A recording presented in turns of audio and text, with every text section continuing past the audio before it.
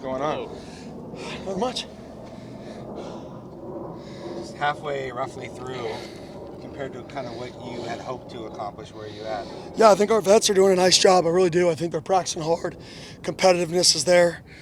Same thing I said after the scrimmage. I want to see some of these young guys have some dog, man. Like, I want to see people step up and be like, that dude's a dog.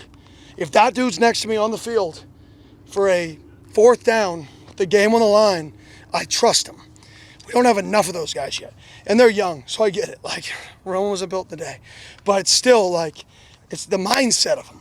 I want to see somebody with the mindset of I belong, not I'm waiting my turn. Transfer portal era makes it even more incumbent upon those guys to show their potential when they're really young. Yeah, and there's some transfer portal guys that we brought in.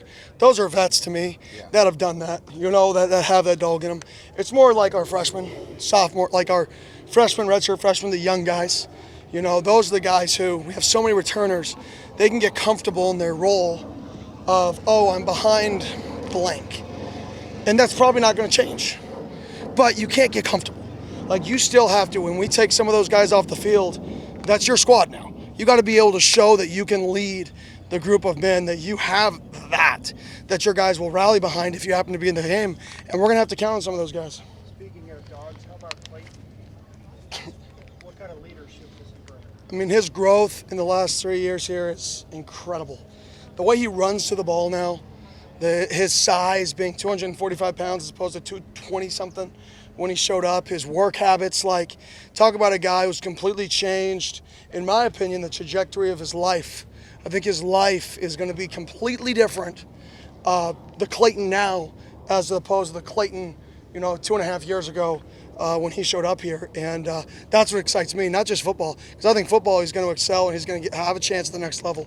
But his life, I think, is going to be drastically impacted by who he is today. Coach, it seems like media presence is only increasing. How do you keep the guys locked in and focused? Yeah, I mean, they're so used to it, and it's good. They're used to, the noise of that, and they're going to have that the rest of their life. That's the new day and age.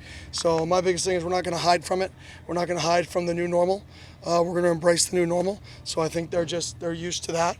But like I said, I think there's got to be something in you like that internally you just want to be your best every day. All the external motivation is great, and we create a ton of external motivation in our program, whether it's one-on-ones in front of everybody, whether it's me in the team meeting room calling you out, whatever that is. But the internal motivation to know, were you your very best today? That's a different type of motivation. And not everybody can find that. But the more people that can find it, the better you're going to be. So the external motivation is great, but the internal motivation is where I hope some of these young guys can find throughout this journey. What kind of development have you seen of the O-line so far at this point? Yeah, obviously, when we go live, we take out, we're missing 3 starters from last year when we go live. So that group is kind of newer, whereas we have a lot of depth back at defensive line. So today was the first day where, when we took out, a couple of those high rep guys on offense and defense, where the offense just kicked the ever-living crap out of the defense. Now the negative was in 6 reps, 6 series, 4 offensive touchdowns, 2 turnovers. No team wins. We don't win on either side of the ball. There doesn't win. If we turn it over 4 times, we're not winning many games. If we give up 4 out of 6 touchdowns, we're not winning many games. So too many explosive plays on both sides of the ball in a negative light. What about how Sean Na'a's progressing and then Jametto's learning the system? Yeah, Jametto's obviously learning the system, big, long, physical. He's picking it up. It's a process. He's come from more of pass set, more line of scrimmage type teams, which is great. They're very successful systems. And we're just a little bit different with how we do that. So he's adjusting to that.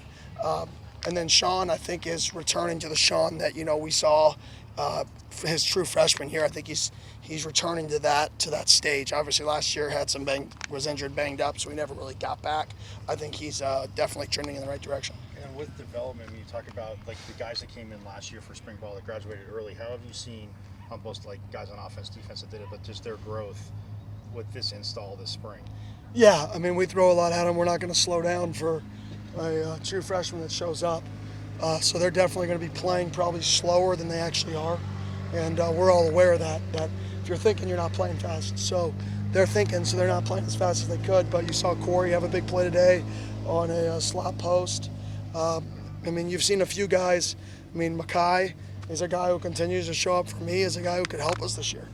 And not many times do true freshmen help you on, on football teams that come off good years and lots of returners. So I'm not going to call this football team a good football team because we haven't played anybody. So we just have a lot of returners off a team that had success. But it's very hard to play on teams like that, and I think he's got a chance. Would you say you're using any new tactics or new mottos to keep these guys locked in and ready to go? Especially No, I mean, at this point, people have moved on. Like, it's not even a thought anymore, in my opinion. So we're so beyond that. It's about this football team. Everybody's focused on the right now. Everybody's focused on getting better. And like I told our seniors or everybody in the team meeting today, it's your responsibility as a senior, as a junior, as an upperclassman to set the standard for these young guys.